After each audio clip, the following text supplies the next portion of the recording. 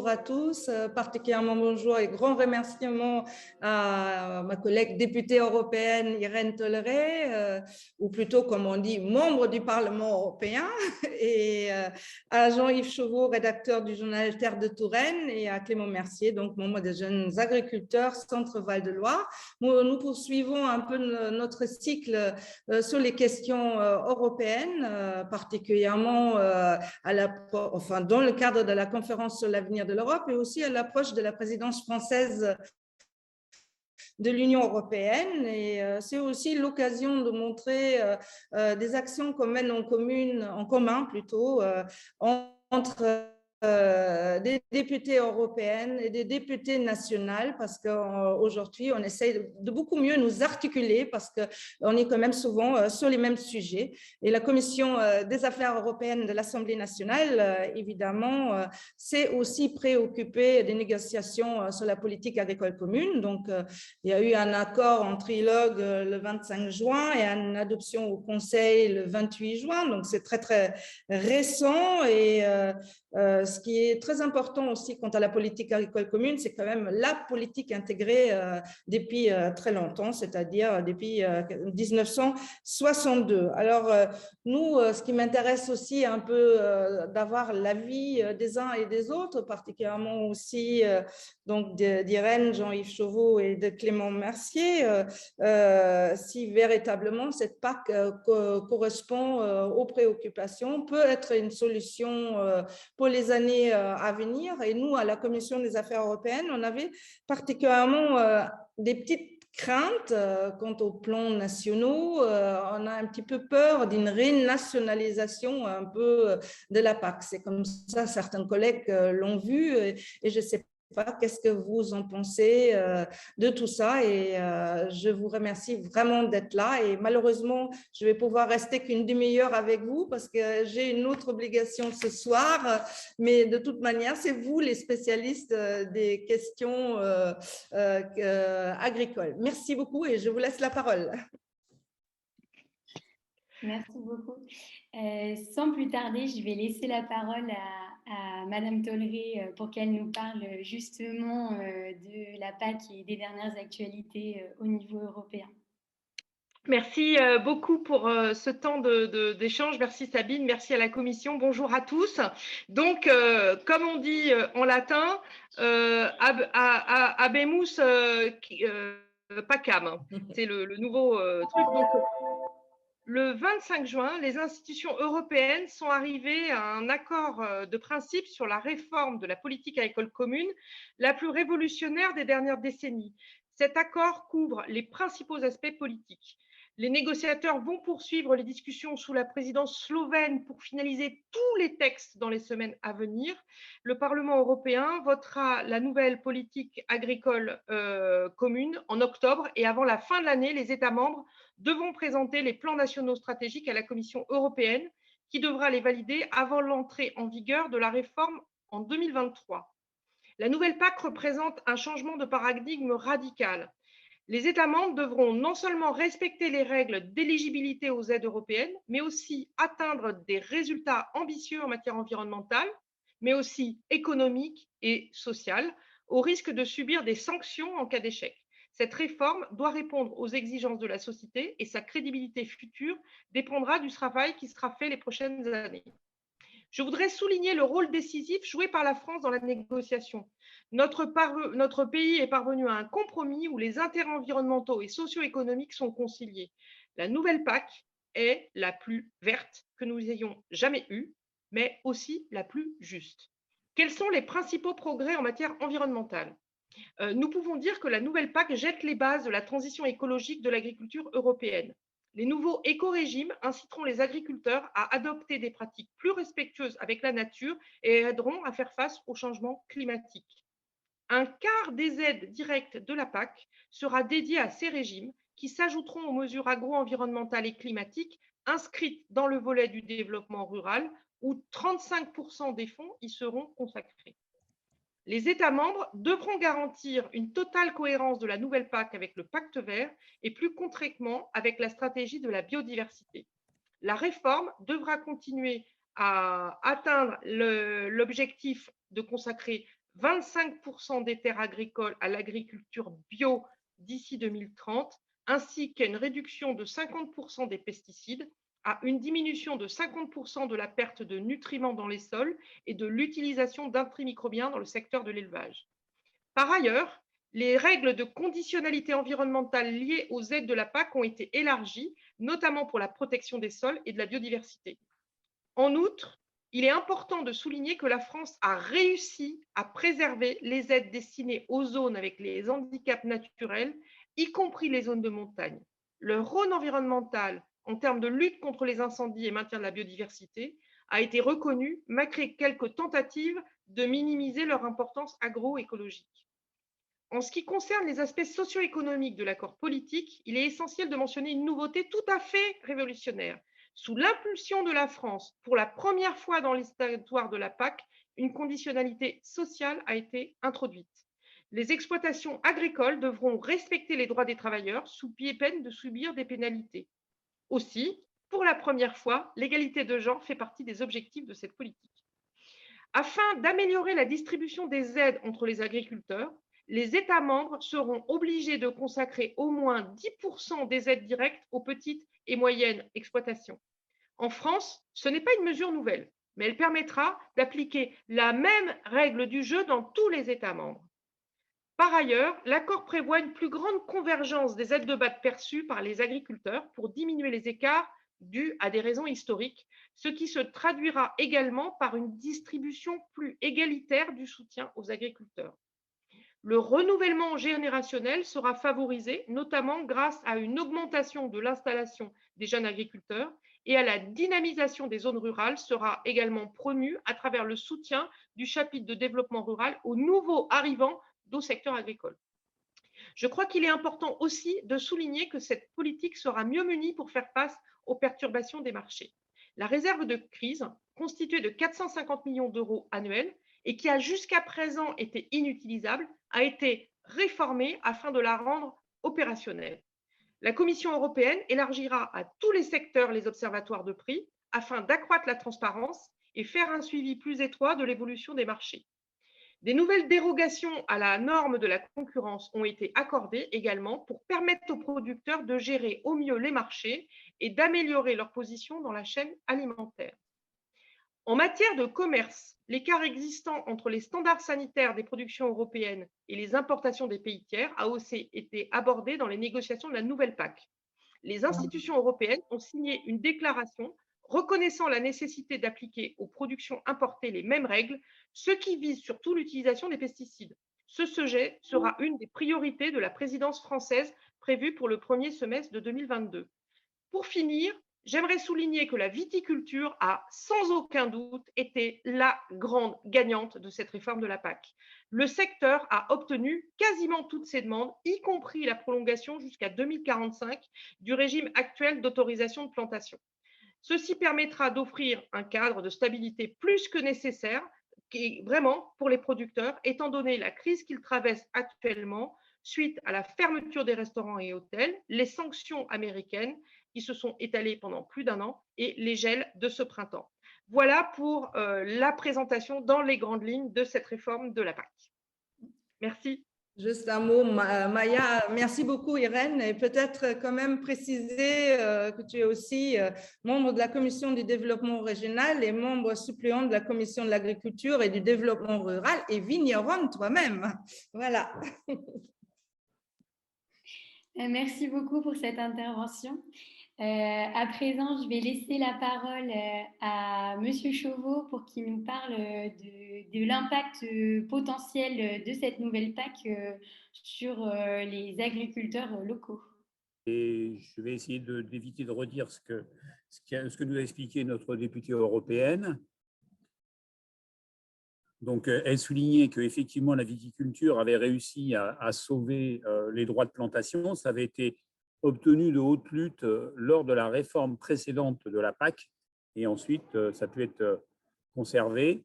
Et l'autre élément qu'il faut souligner, c'est qu'il y a un accord sur la gestion de l'offre par les interprofessions qui est possible pour tous les produits sous IGP AOP, pas simplement la vigne, ce qui pourra permettre de réguler certains marchés, mais des marchés plus de niche.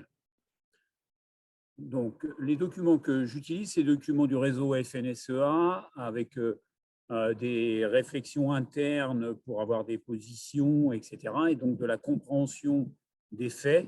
Et la compréhension des faits, ça commence déjà par la compréhension du budget. Donc, ça a été expliqué tout à l'heure. Il y aurait une petite baisse du budget, peut-être aussi que l'utilisation des réserves de crise qui a été évoquée pour que ça devienne possible, ces réserves étaient provisionnées pour les agriculteurs autour de 1%, 1,3%, et si elles sont utilisées, ça fera ça de moins pour les agriculteurs. Donc, on a le principal changement, c'est le paiement vert que connaissent les agriculteurs sur leur dossier PAC, qui correspond à 70% du montant des DPB, qui est supprimé, qui est remplacé par l'éco-régime, qui va représenter 25%, et le paiement de base augmente un petit peu. On a cru comprendre, sous réserve de vérification, que le budget pour les jeunes agriculteurs passerait de 1,5 à 3%, et donc sans doute que ça diminuerait d'autant le paiement de base. Il y a eu un débat pas très... il n'y a pas eu trop de polémique, mais vous savez que les droits à paiement de base des agriculteurs sont issus d'un historique qui remonte bien pour une partie à 20 ans, et donc les éleveurs laitiers, les départements où il y avait des rendements plus importants, les producteurs ont historiquement des primes plus importantes. Et donc, il y avait la volonté de réduire ces primes. Ça s'est déjà fait dans la période PAC précédente. Et l'accord est passé en France, et il y a un accord européen sur ce schéma-là, qu'on puisse réduire les écarts jusqu'à 85% de la moyenne, c'est-à-dire qu'on puisse avoir un écart de plus 15% de la moyenne, alors que c'était plus 30% dans l'actuelle règle. On va voir les impacts financiers qui ne sont pas énormes. Et ce qu'il faut souligner aussi, c'est que le paiement vert était lié au paiement de base, 70% du paiement de base, donc lié à l'historique. Le paiement d'éco-régime serait un tarif unique au niveau français, donc ça fait aussi un peu de convergence, de resserrement des écarts sur les primes.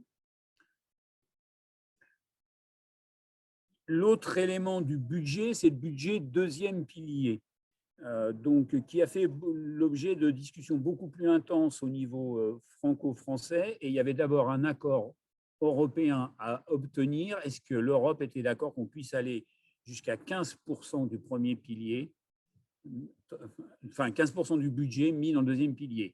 Il y a eu cet accord. Plus exactement, il y a un accord de 13%. Le plus 2 doit être ciblé sur des aides végétales.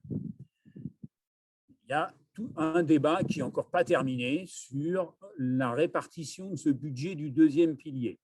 Vous avez parlé du maintien de l'ICHN. Il est acté que l'ICHN serait le principal consommateur du budget deuxième pilier. Bon, en région centre, en Indre-et-Loire notamment, on se souvient qu'on vient de perdre, surtout dans votre circonscription, une bonne partie de cette ICHN. L'autre élément, c'est que le cofinancement qui était de 75% par l'Europe d'une action est passé à 65%. Donc, pour avoir la même action, il faut que l'État, le même budget effectivement en destination des agriculteurs, il faut que l'État mette des sous supplémentaires. Donc, l'État va passer de 275 à 380 millions d'euros. À l'intérieur de ce budget contraint, qu'est-ce qu'on fait? Si on veut donner plus à certains, il faut en enlever à d'autres. Donc, par exemple, l'assurance récolte, c'était 150 millions d'euros qui étaient affectés à ça pour prendre en charge une partie de l'assurance récolte. On s'aperçoit que les coûts pour les assurances des sinistres, etc., font qu'ils n'équilibrent plus. Ils ne vont plus avoir de réassureurs internationaux s'ils ne trouvent pas des budgets. Donc, ça veut dire qu'il faut augmenter le coût de la cotisation. Le coût réel de la cotisation balance cotisation et risque n'est plus du tout équilibré. Il faut augmenter la cotisation. De l'autre côté, on voudrait qu'il y ait un maximum d'agriculteurs, de viticulteurs qui s'assurent. On a vu ce que ça a donné, y compris pour la grêle récemment ou le gel. Voilà. Mais globalement, il y a 36 millions d'euros de plus, mais ça ne suffit pas du tout. Et l'État français a répondu qu'il y aurait un financement sur la solidarité nationale pour donner de réels fonds à l'assurance récolte. Ça passera dans le budget national et les députés français auront à intervenir là-dessus pour s'assurer que ça sera avec des montants suffisants. Monsieur Chauveau, l'autre débat, on a par exemple, avec la sortie de l'ICHN dans votre circonscription, on a dit qu'il faudrait des MAE qui soient ciblés pour ces zones sortant d'ICHN pour que les éleveurs qui soient là soient compensés. Il y a une étude qui vient de sortir, les résultats économiques de ces éleveurs sont très bas. On a des revenus de 10 000 à 15 000 euros. Il y a une faible capacité à résister à la perte des 6 000, 7 000, 8 000 euros d'ICHN. Mais la décision budgétaire, c'est de rester sur la même somme en mesure agro-environnementale. Donc, en mettre plus pour ceux qui sortent de zones défavorisées, ça ne va pas être facile. Ça va faire une bagarre et il va y avoir des impacts, des pressions à faire dans la répartition des budgets et sans doute que la profession fera appel aux parlementaires locaux. Le budget conversion bio qui fait débat, là il y a des actions de la Fédération nationale des agriculteurs biologiques qui dit que le bio est à poil, on va revenir dessus. Le budget tel qu'il est mis fait 90 millions d'euros de plus. L'objectif, c'est de passer d'environ 9% de surface en bio aujourd'hui à 18%. Bon, comme tous les objectifs, sans doute que le gouvernement pense qu'il ne sera pas facilement atteint, puisqu'il faut qu'il y ait des producteurs qui trouvent un revenu et une sécurité technique pour passer au bio. Et puis, il faut aussi qu'il y ait des consommateurs qui achètent ce bio. Et en subventionnant les cantines, etc., ça va faire des marchés contraints, mais pour avoir jusqu'à 18-25% de la surface en bio, donc 18-25% de la consommation en bio, il faut que ce soit le consommateur lambda, vous et moi, et le consommateur moyen qui achète tous les jours régulièrement du bio. C'est la difficulté. Et pour arriver à des sommes, et le débat, donc on a bien un terme de mesure de conversion. Et là, un argument qui est donné par des lobbyistes du bio de dire qu'il n'y a plus d'aide en bio et que la nouvelle PAC change les aides en bio, il n'est pas exact. Il y a toujours eu des aides à la conversion et depuis 2017-2018, l'État français a décidé de ne plus réengager de sous dans l'aide au maintien du bio. En région centre, il n'y a plus d'aide au maintien du bio. Plus exactement, il y a une aide la 6e année en bio, mais pas plus. L'idée, c'est que, y compris partagée par l'interprofession, il y a du réalisme. L'idée, que c'est le marché et les prix qui doivent payer le producteur si on veut que ça soit pérenne. Par contre, dans d'autres régions, comme la région parisienne, qui a une plus petite surface donc, et qui est plus riche, c'est facile de mettre des aides au bio. Et c'est à partir d'exemples de ces régions-là qu'on chiffre des pertes en bio. Mais ça ne correspond pas. L'aide... Il y a plus, les producteurs qui suivent leur production, leur budget, etc., savent depuis la fin 2019 qu'il n'y a plus d'aide au maintien. Voilà, donc il y a un débat qui va rester en cours sur le deuxième pilier. Et dans le premier pilier, il y a un débat à l'intérieur de la profession sur comment on va utiliser le 1 milliard d'euros sur les paiements couplés. Il y a toute une série de réflexions là-dessus et qui est avec un schéma très technique où il y a les aides aux animaux, les aides aux vaches allaitantes et aux bovins laitiers qui représentent 715 millions d'euros. Ça passerait à 592 millions d'euros. Donc, ça veut dire que ça ferait moins pour les éleveurs. Les autres animaux, les ovins et caprins, ça serait stable. Et il y aurait une aide au maraîchage qui serait mise en œuvre, notamment pour aider les petites structures de maraîchage, y compris en bio qui se lancent. Comme l'aide est à la surface, ils ont peu d'impact sur 2-3 hectares. L'idée, c'est de mettre 2 000 euros. Et l'autre schéma, c'est de développer l'indépendance européenne et française sur la production de protéines en passant d'un budget de 132 millions d'euros à 228. Mais on le prend où? Eh bien, on le prendrait, le ministère a décidé de le prendre sur les aides animales. Donc, le prendre sur les aides animales. Alors, est-ce qu'on les prend aux laitiers? Est-ce qu'on les prend aux bovins allaitants? Naturellement, les éleveurs laitiers veulent que ce soit pour les bovins allaitants. À l'intérieur des allaitants, il y a un débat.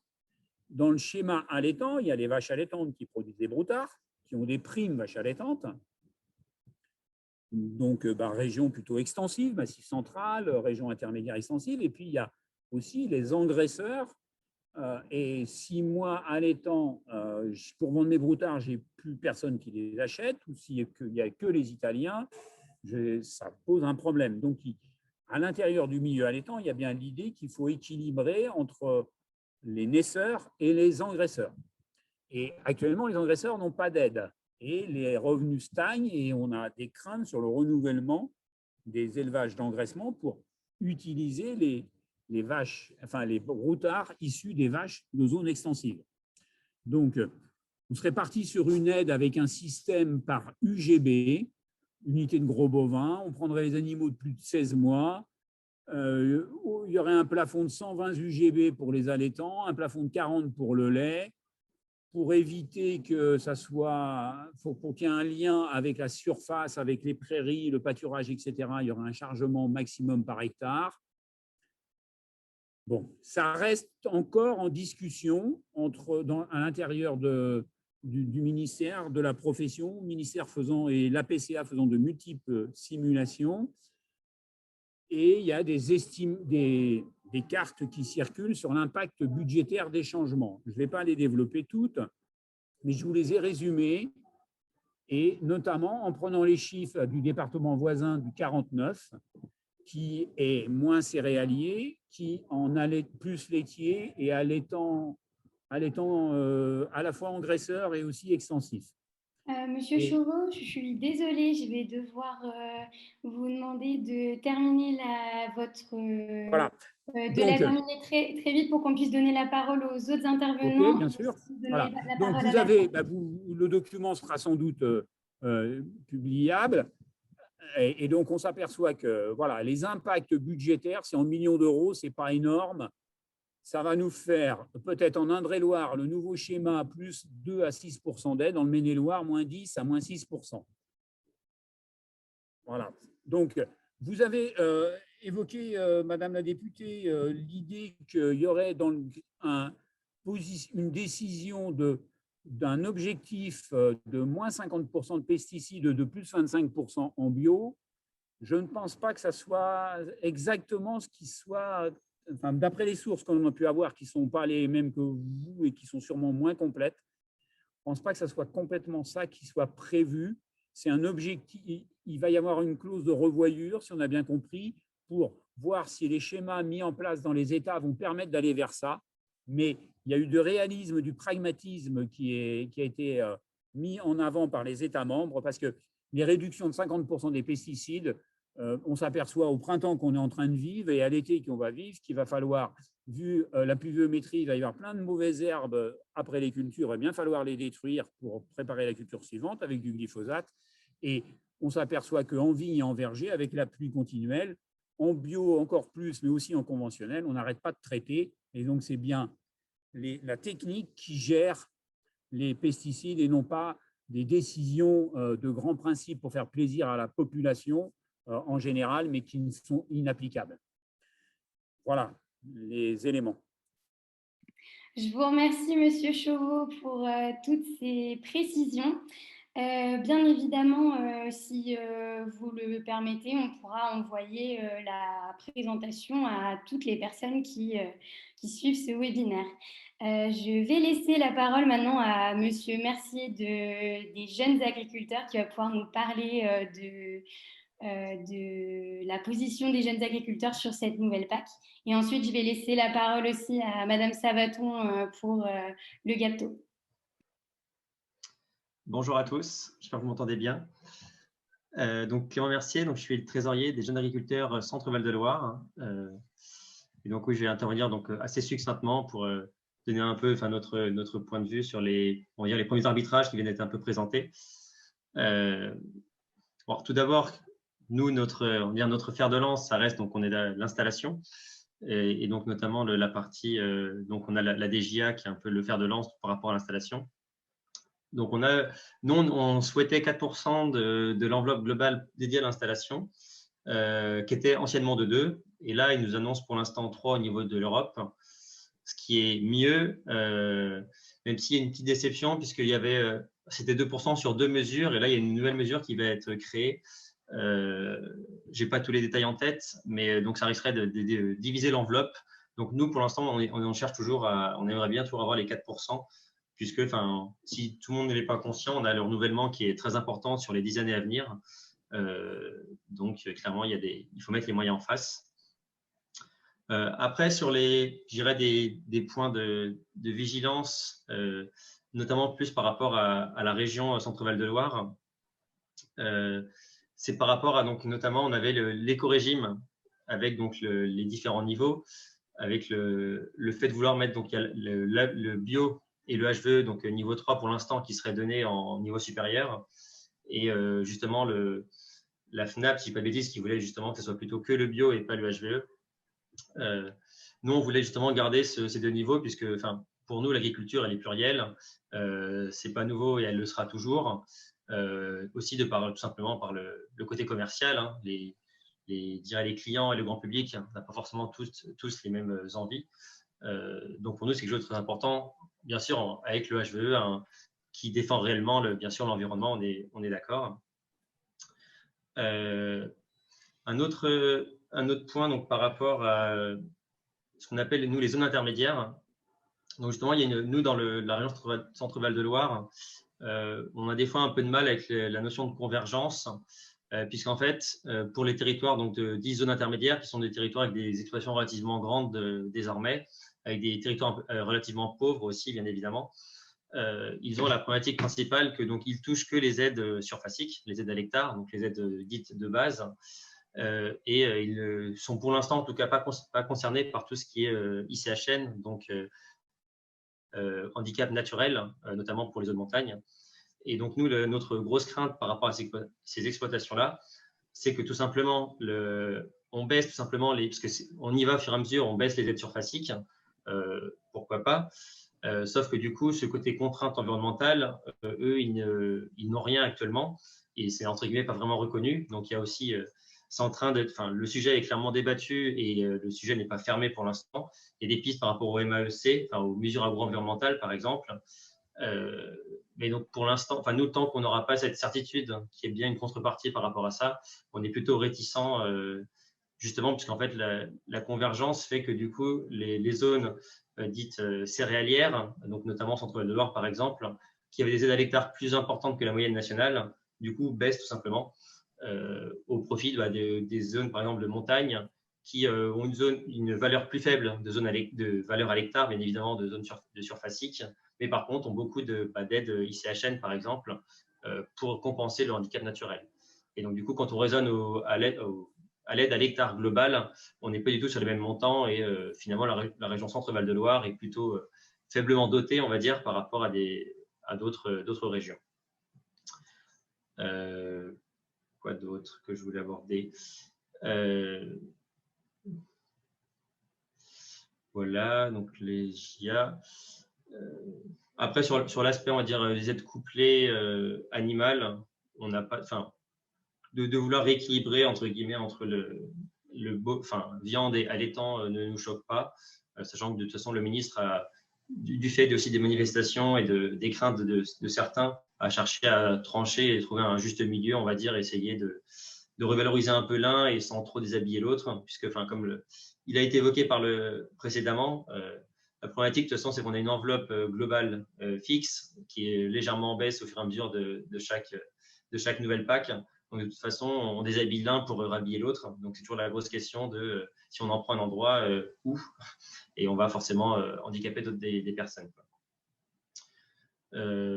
Voilà. J'ai été assez succinct sur 2-3 mesures. Je ne sais pas si vous avez des questions ou vous voulez d'autres avis. Et je vous remercie, Monsieur Mercier, pour ces explications. Et donc, je vais laisser la parole à Madame Savaton qui nous a demandé d'intervenir. Voilà. Donc, bonjour, merci. Magali Savaton, coprésidente du GAPTO, donc Groupement d'agriculteurs biologiques et biodynamiques de Touraine, les lobbyistes bio, si vous voulez, la FNAB. Donc, je voulais juste apporter quelques précisions parce que ce n'est pas tout à fait le même éclairage que l'on a selon les courants d'où on est. Donc oui, bien sûr, l'agriculture est plurielle et on le conçoit et on l'entend. Et c'est pour ça que nous, on défend 3 niveaux sur les PSE, donc les paiements à services environnementaux, qui sont bien liés à des paiements liés aux pratiques agricoles, et qu'on reconnaît qu'effectivement, HVE est un premier pas pour se poser la question de ces pratiques, et c'est une très bonne chose. On ne remet absolument pas ça en cause. On remet juste en cause que le bio est au même niveau que HVE, sachant que les services qui sont liés à l'environnement et aux services rendus au niveau de la biodiversité sont complètement différents et éprouvés maintes et maintes fois par de nombreuses études. Et je crois qu'il y avait d'ailleurs eu une note au niveau du ministère qui a été passée dans ce sens-là. Donc, qu'on ne vienne pas nous dire qu'on n'était pas au courant, ce n'est pas vrai. Donc, voilà. Une autre chose, donc l'aide à la conversion n'est pas une aide bio. L'aide à la conversion est une aide au conventionnel. C'est-à-dire qu'on aide un agriculteur conventionnel à changer de pratique et non un agriculteur bio dans sa pratique. Ce que nous, on déplore énormément au niveau de la FNAB, réellement, c'est qu'il va y avoir une forte baisse liée donc aux pratiques, donc liée à l'aide au niveau de l'agriculture biologique, au niveau des aides. D'à peu près, nous, sur l'Indre-et-Loire, de 132 € à peu près par hectare, puisqu'on enlève le maintien, on enlève le paiement vert et on rajoute les PSE. Ces 132 € de l'hectare, il faut comprendre qu'ils sont vraiment indispensables au niveau de la transition agricole. On ne peut pas emmener des gens dans de la conversion, leur demander de changer de pratique et qu'en 5 ans, on ne les maintient plus ou on ne les soutient plus. 5 ans, ça veut dire 5 récoltes. 5 essais pour changer ses pratiques en profondeur, c'est très compliqué. Donc voilà, et je mets aussi en balance, il ne faut pas oublier les services que peut rendre l'agriculture biologique, comme par exemple la qualité de l'eau ou la qualité de l'air. Donc indirectement, on va apporter des éléments sur, pas forcément effectivement des dossiers agricoles, mais bien des éléments et du plus au niveau sociétal.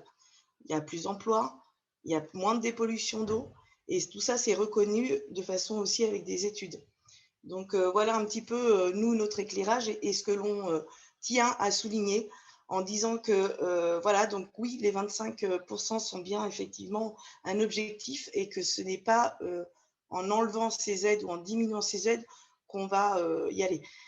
Je rappelle juste que le 1er janvier 2022, il y aura la loi Egalim qui va passer, donc avec 20% de bio dans les cantines. Si on enlève le maintien, si on enlève toutes les aides au niveau, enfin, ou fortement les aides au niveau de l'agriculture biologique, ça veut dire que la bio sera plus chère. Ça veut dire que derrière, les cantines devront aller acheter du bio étranger. Je ne suis pas sûre que pour mes campagnes, ce soit une chance. Voilà, merci. Je vous remercie pour votre intervention. Je vais laisser la parole à la personne qui représente la Confédération de Paysannes 37. Je suis désolée, je n'ai pas votre nom, donc voilà. Si vous voulez prendre la parole, allez-y. Bonsoir, donc on est deux ce soir. Donc Cyril Larieux qui est au comité Conf 37 et Audrey Boudreau. Donc nous, on voulait dire déjà, commencer par dire on soutient le positionnement de Magali Savaton, donc la Confédération paysanne fait partie de la plateforme pour une autre PAC donc au niveau européen qui travaille ensemble sur les questions de réforme de la PAC. Donc, en plus de cette question du soutien à l'agriculture biologique et à la transition agroécologique, donc nous, la Confédération paysanne, porte des revendications autour des petites fermes, donc majoritairement. Donc, pour nous, la convergence est une bonne chose puisque c'est un déséquilibre très important entre les agriculteurs et entre les territoires. La Confédération paysanne souhaitait que le paiement redistributif, donc ça a été dit tout à l'heure, c'est quelque chose qui existe déjà en France, mais qui n'est pas appliqué partout. Donc, elle souhaitait une revalorisation du paiement redistributif à hauteur de 20%. Donc, pour l'instant, le paiement redistributif est maintenu, mais il n'est pas revalorisé. Et pour le coup, c'est la France qui bloque de ce point de vue-là.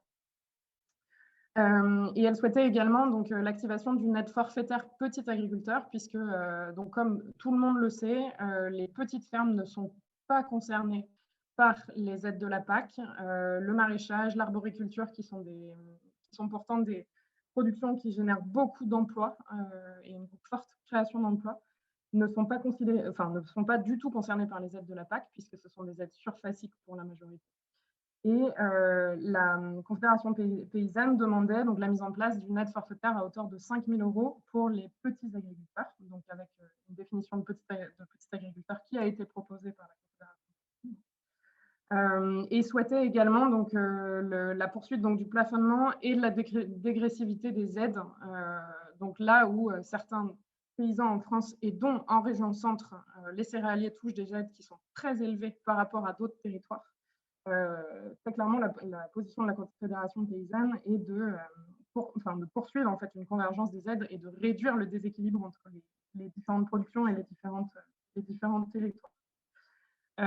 Enfin, sur la question des aides au maraîchage et des aides donc, à tout ce qui va être arboriculture, donc, les propositions qui ont été faites dans le cadre de la PAC actuelle, enfin de la réforme de la PAC, ne sont pas satisfaisantes puisqu'il y a beaucoup de fermes qui ne sont pas concernés car inférieurs à 1 hectare. Or, cette aide est donnée que dans le cadre où la surface est plus d'1 hectare. Or, on sait bien qu'à l'heure actuelle, les maraîchers qui s'installent souvent sur des surfaces inférieures. Donc, c'est pareil, c'est quelque chose sur lequel nous ne sommes pas en accord avec ce qui se définit actuellement. Et enfin, donc nous souhaiterions une régulation plus efficace des marchés. Parce qu'on sait très bien que même au niveau de la loi Egalim, les propositions sont trop faibles pour maintenir réellement des productions locales et agroécologiques en France. Voilà, merci.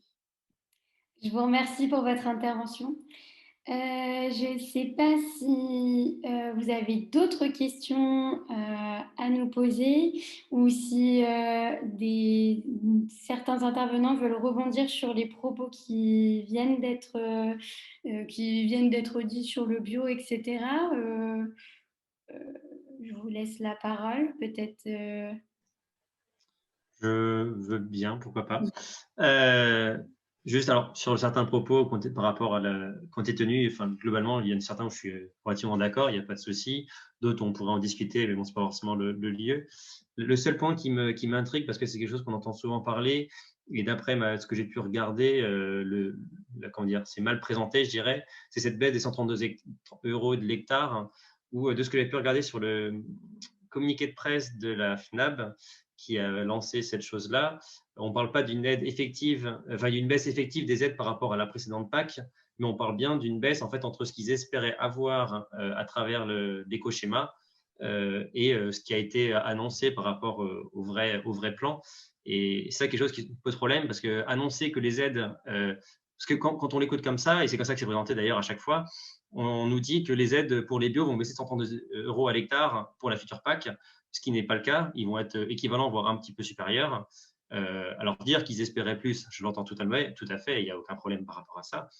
Mais voilà, vu comment c'est présenté, ça me paraît un peu mensonger, donc je préférerais quand même le souligner, ou alors qu'on me l'explique un peu plus clairement. Mais à ma connaissance, moi, je le conçois comme ça. Voilà.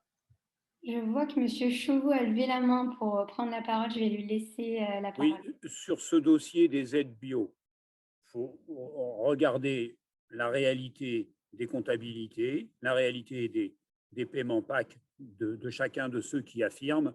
À vous, politiques, de leur demander « Présentez-nous votre paiement PAC 2020. Où sont ces 130 € par hectare donnés comme élément de langage par la FNAB ?»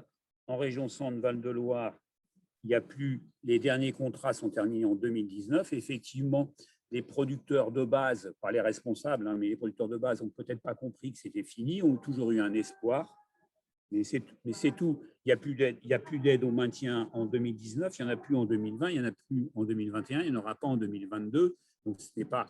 Et quant aux 130 € par hectare, quand il y avait cette aide au maintien, elle a été plafonnée soit à 7 500, soit à 10 000 € par hectare, par an. et par exploitation. Une exploitation céréalière classique en bio de 100 à 150 hectares, ça faisait au maximum 100 € par hectare dans les plus petits, dans certaines situations, 75 dans l'autre. Et le schéma qui a été adopté par l'État français quand il a constaté qu'il n'avait plus le budget pour payer l'aide au maintien, ça a été de faire un crédit d'impôt. Et ce crédit d'impôt est accessible à tous les producteurs bio qui font au moins 40% de leur chiffre d'affaires en bio. Ils peuvent avoir 3 500 € de crédit d'impôt. Et 3 500 € de crédit d'impôt, c'est net.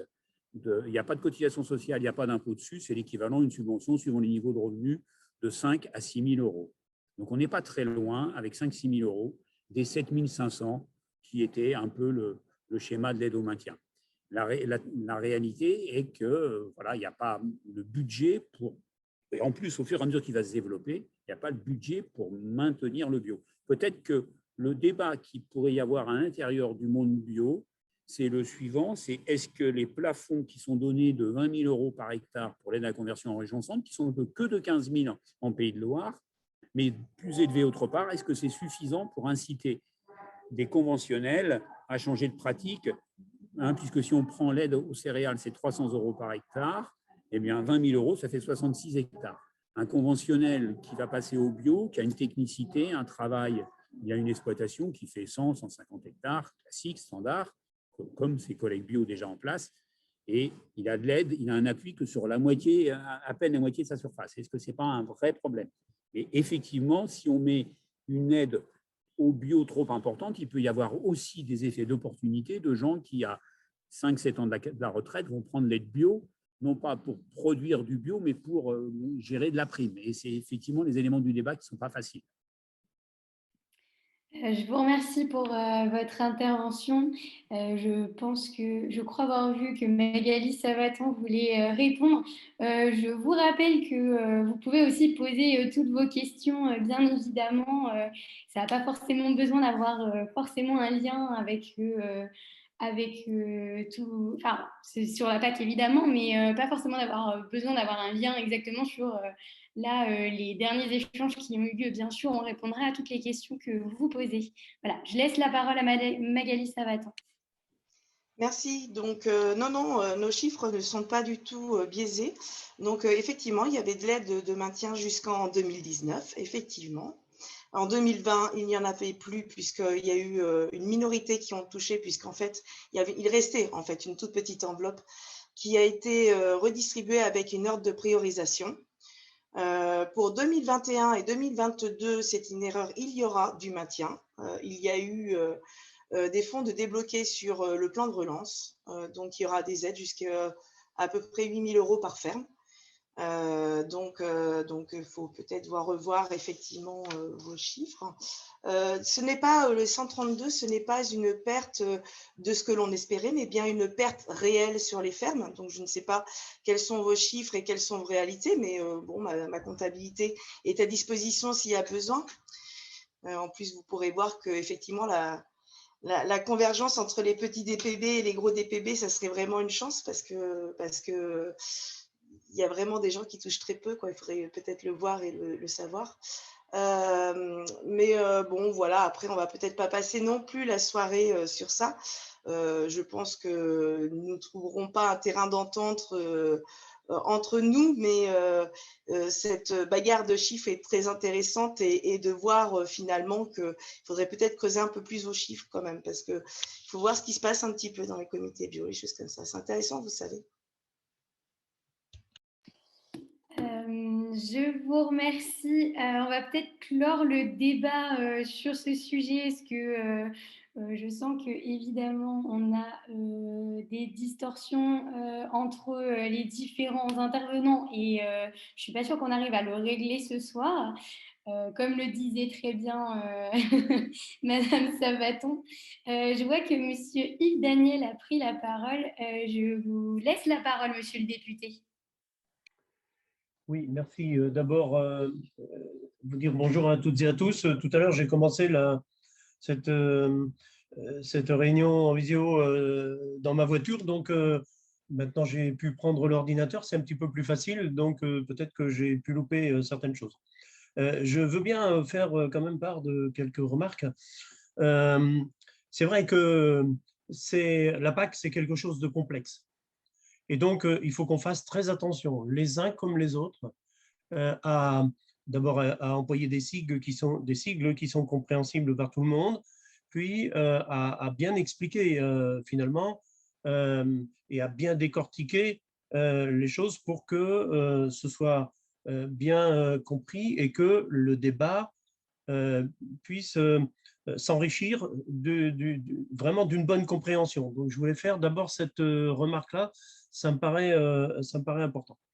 Deuxièmement, moi, je suis heureux de participer à bien sûr, à cet échange. Mais je me dis, entre les uns et les autres, entre la Confédération paysanne, enfin les syndicats agricoles, je veux dire l'ensemble des acteurs, hein, y compris alors je pense à la FNAB, bon, etc.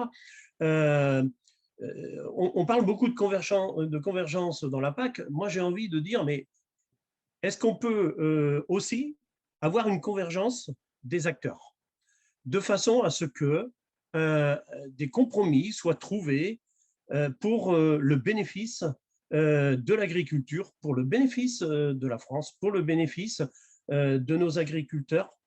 Je dis ça parce que il faudrait qu'on arrive à être en cohérence dans tous ces débats et dans la préparation du PSN. Il faudrait qu'on soit en cohérence avec les choix politiques que nous faisons. Quand on parle de la loi Egalim, quand on parle de la loi que nous avons votée sur le revenu des paysans, et d'ailleurs avec du travail qui restera encore à faire, on voit bien que finalement, il faut qu'on mette plus en cohérence et en adéquation tout ça. La PAC, c'est-à-dire la politique agricole commune européenne, avec la part nationale, puisque chaque pays a aussi des marges de manœuvre, et qu'on se batte ensemble pour avoir plus de cohérence. Et ce qui est important, c'est que tout ça se soit au bénéfice de l'agriculture et des paysans.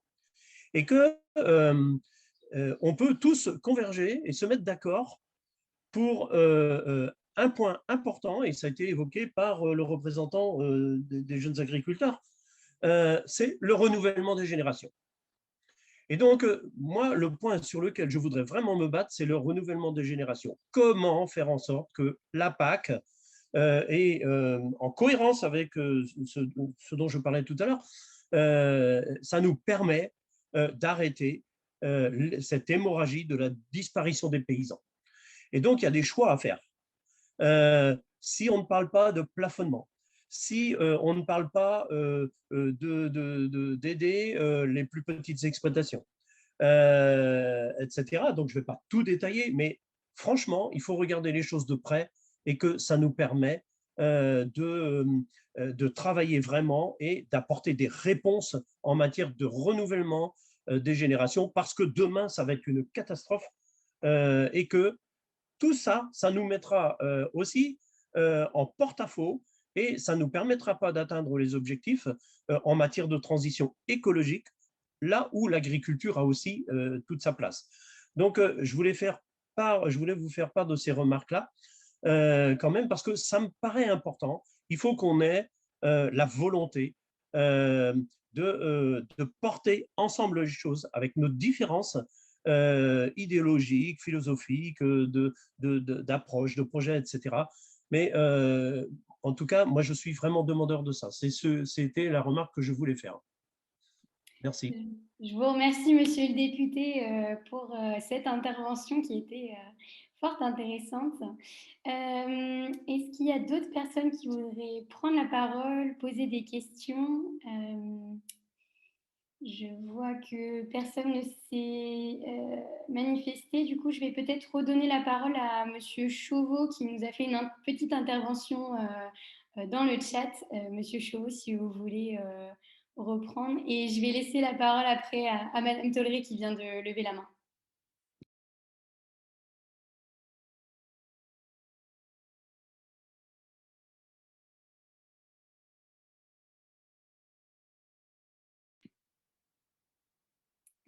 Monsieur Chauveau, on ne vous entend pas.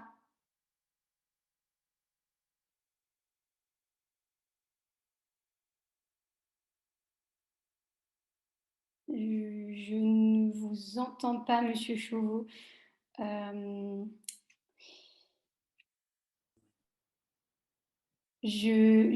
bon, n'arrive pas. voilà. Ça y est, je vous entends. Est-ce que le document partagé, vous l'avez Oui, je l'ai. Voilà. C'est bon. Je voudrais attirer parce qu'on parle d'éco-régime, etc. Là, je ne sais pas si un non-spécialiste comprend quoi que ce soit dont on parle.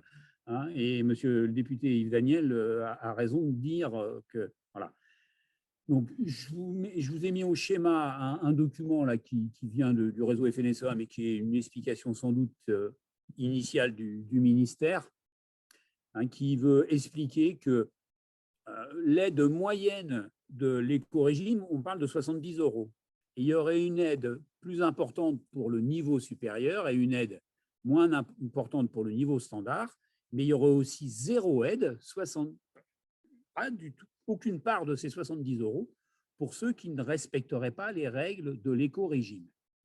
Le débat sur le bio, c'est de se dire c'est d'avoir le bio uniquement dans le niveau supérieur, ou alors avoir un niveau supplémentaire de niveau supérieur pour donner un bonus au bio. C'est ça le débat bio-HVE. Je ne pense pas que le monde bio veuille qu'il n'y ait plus d'aide standard. On ne lit pas ça. Et donc, le débat, c'est que si on fait 3 niveaux, ça complexifie. Il y en a déjà 2, c'est très complexe. Là, on parle du schéma général, mais il y a la situation pour les céréales, la situation pour les prairies, la situation pour les polycultures élevages, la situation pour les vignes et vergers. Et tout le monde dans la profession se souvient de la catastrophe qu'il y a eu dans la mise en place de la réforme de la dernière PAC, où les gens en MAE, les gens en bio, et puis au départ, les gens en PAC standard ont mis un temps fou à être payés parce qu'il y avait un système qui était très compliqué qui a été mis en place. Et c'est aussi dans la tête des gouvernements pour avoir un système qui soit gérable. Et après, il faut qu'il soit explicable auprès des agriculteurs. Je vous laisse regarder les schémas de points qui seraient mis pour des exploitations plutôt avec des céréales en fonction des cultures fixatrices d'azote, la part des céréales d'hiver, etc. Pour ce qui est de la circonscription de Madame Tillet, alors oui, dans les expliques, il y a des complications. À chaque fois, les ministères, pour que ça soit gérable, rajoutent des critères, etc. Et ce qui est heureux, c'est qu'il y a eu un accord politique pour que les États puissent mettre en place le système pour qu'il soit effectif pour démarrer pour la PAC 2023, qu'on n'ait pas le dilemme qu'il y a eu avant. Et en région, dans votre zone, en région centre, dans la partie plus zone à faible potentiel de 55-65 quintaux d'équivalent blé, la diversification des cultures, ce n'est pas simple parce que techniquement, on ne rentre pas dans les parcelles quand on veut. Et souvent, il y a eu des choix économiques de diversification qui ont été faits et ça coince. Il n'y a pas de résultat. Il n'y a que les cultures principales, blé notamment, qui margent. Donc, sans compter les difficultés de semis des cultures de diversification que certains continuent de vouloir faire, les cultures de printemps, les tournesols, etc. Tous les problèmes de surface d'agriculteurs qui arrêtent ces cultures-là parce qu'ils sont les corbeaux mangent tout, les pigeons mangent tout, il n'y a plus de répulsifs, les corbeaux et les pigeons mangent tout. Donc, il y a un réel risque en région centre, dans les terres les plus faibles potentiels, qu'il n'ait pas accès aux éco-régimes et aux 70 €. Et après, il y aura le débat à l'intérieur du niveau supérieur et inférieur, quel écart on fait. Un écart symbolique de 10-20 €, un écart plus important, quid d'un super bonus ou pas du bio. Mais on a un vrai problème qui va être de fragilisation des zones intermédiaires par cet éco-régime. C'est pour ça que la profession dit alerte, attention. Voilà en précision. Et pour revenir très rapidement j'ai vérifié l'affirmation qu'il y aurait sur le dossier bio, qu'il y aurait une aide au maintien dans le cadre du plan de relance. Quand ça a été annoncé de suite tout à l'heure, j'ai eu un pincement parce que je me suis dit que mince, il y a un truc qui n'a pas été vu quand il fallait faire les dossiers PAC, il y a eu une mauvaise information. Non, il n'y a pas d'aide. Il y a une aide au bio, il y a 5 millions d'euros dans le cadre du plan de relance pour structurer la filière bio, mais il n'y a pas d'aide individuelle. Voilà. Je vous remercie pour ces précisions et effectivement, je crois que le point que vous avez fait sur les 3 échelons potentiels de l'éco-régime, c'était aussi un point sur lequel était revenu juste avant, je ne sais plus, la Confédération paysanne ou Madame Savaton de la GAPTO. Je vais laisser la parole à Madame Tolleré et peut-être le mot de la fin d'ailleurs. Alors, merci. Je ne sais pas si ce sera le mot de la fin, mais je crois, à travers également la présentation remarquable de Monsieur Chauveau, que si quelqu'un n'a pas compris que la PAC, c'est un texte d'une puissance et d'une complexité de malade mental, c'est un texte qui fait 1078 pages. Donc, et tous les cas sont prévus. Donc, évidemment, c'est hyper compliqué quand on change le modèle de la PAC et c'est ce qui se passe. Et donc, il faut vraiment faire attention de bien comprendre certaines choses. Donc, d'abord, la première chose, par rapport à ce qui a été dit sur le capping par la Confédération paysanne.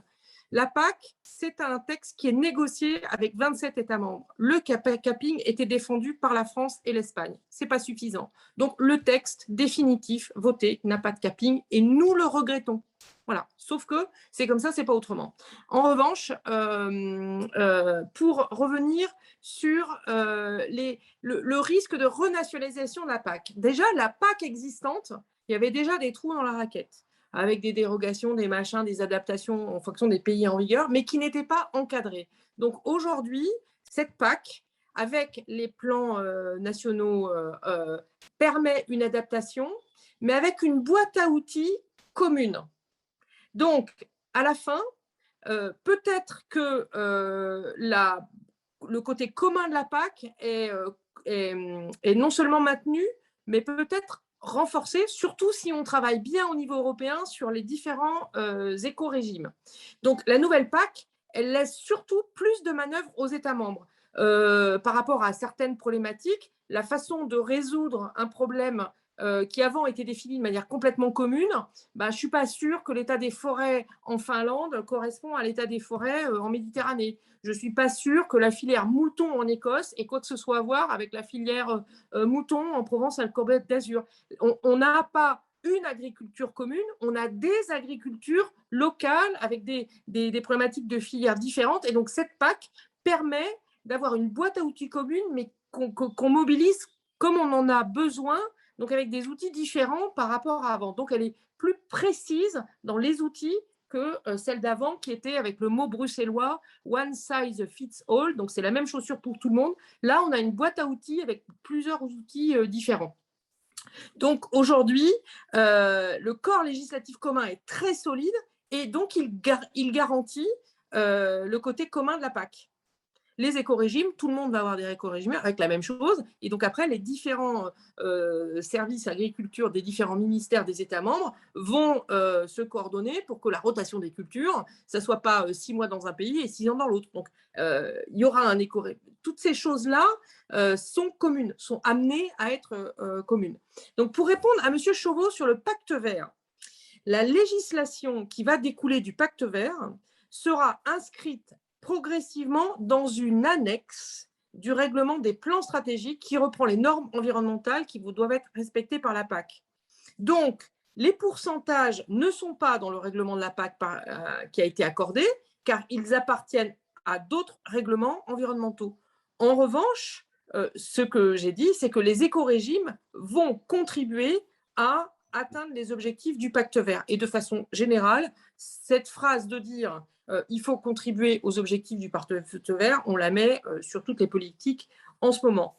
Donc, en ce qui concerne l'agriculture bio, les éco-régimes vont permettre d'améliorer le soutien. En tout cas, la PAC devra contribuer à l'augmentation de la surface bio. Mais il faut faire très attention à ce que l'augmentation de la production et des surfaces bio soit quand même accompagnée d'une augmentation de la consommation du bio, puisque très concrètement, je ne cache pas qu'on a certaines filières arboricoles qui ont préféré vendre des pommes bio en pas bio parce qu'il n'y avait pas de marché ou il n'y avait pas de demande sur la pomme bio par rapport à la pomme conventionnelle. Donc, il est important sur le bio que les aides qu'on met en place soient aussi liées à un développement de la consommation. Pour ce qui est certain sur le bio, c'est qu'on a une progression du budget de la conversion. Ça, on est à plus 30, la conversion au bio. La question qui reste, c'est le maintien. Et donc, sur le maintien, on a du deuxième pilier qui était originellement un petit peu l'endroit où il y avait le maintien. Pour l'instant, est-ce que c'est dans le premier pilier ou pas? Ce n'est pas encore décidé. Il y a encore des points d'ajustement. Donc, on ne sait pas encore d'où viendra l'aide au maintien en bio. En revanche, l'aide à la conversion en bio, elle est préservée. Derrière tout ça, je m'adresse aux députés de l'Assemblée nationale qui sont présents. Si on pouvait éviter la surtransposition, ça serait génial. Ce texte, c'est des années et des années de négociations. Je crois qu'il y a eu plus de 100 réunions diverses et variées pour arriver à ce truc. Il y a eu je ne sais pas combien de super trilogues.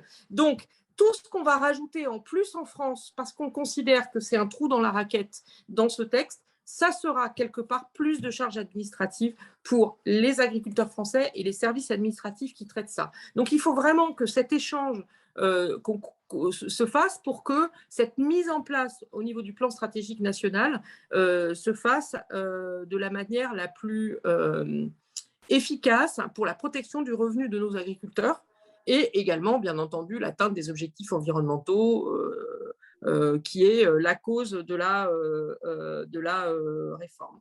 Voilà. Je vous remercie pour cette Juste, je voulais aussi revenir sur les ICHN, parce que les ICHN, donc la France demandait 100%, la Commission demandait 0%. Hein.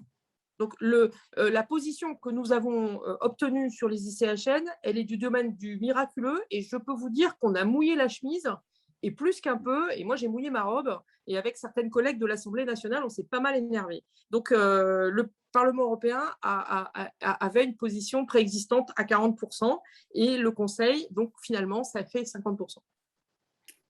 Merci beaucoup pour ces précisions. Je vais vous laisser la parole, Monsieur Daniel, pour que vous puissiez répondre, et puis après, on va peut-être clôturer ce webinaire. Allez-y, Monsieur Daniel. Oui, juste une question, Madame Tolleret. Est-ce qu'on pourrait connaître le montant de la charge, enfin du coût administratif de la gestion de la PAC? Parce que ce serait intéressant. Moi, ça m'intéresserait beaucoup. C'est-à-dire partir. Ça fait quelques années que je cherche une solution pour avoir cette réponse. On a donc un budget global. Il y en a une partie qui est utilisée pour, enfin, comment est financée la partie administrative? Est-ce que c'est pris sur le budget de départ de la PAC et ou pas? Comment ça fonctionne? J'aimerais bien. Est-ce que ce serait possible d'avoir des informations là-dessus?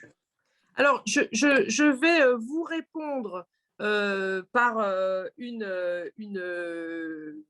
réponse jésuitique, c'est-à-dire, je ne veux pas vous dire de bêtises, donc je vais vous faire une réponse écrite.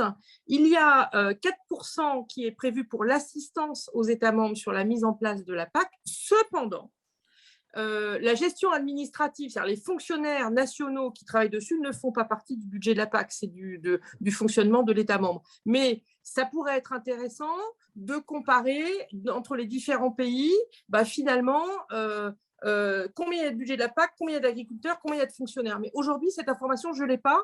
Donc, il faut qu'on fasse une petite étude qui prendra peut-être un petit peu de temps. Donc, mon bureau répond à Sabine en disant voilà les infos qu'on a et voilà sous quelle hypothèse de temps on pourrait répondre précisément à cette question que nous n'avons pas aujourd'hui. Merci beaucoup. Et je vous remercie et évidemment, on ne manquera pas de publier la réponse quand nous l'aurons reçue. Eh bien, ça va être l'heure pour moi de vous remercier toutes et tous pour votre écoute et pour ces interventions très intéressantes et enrichissantes.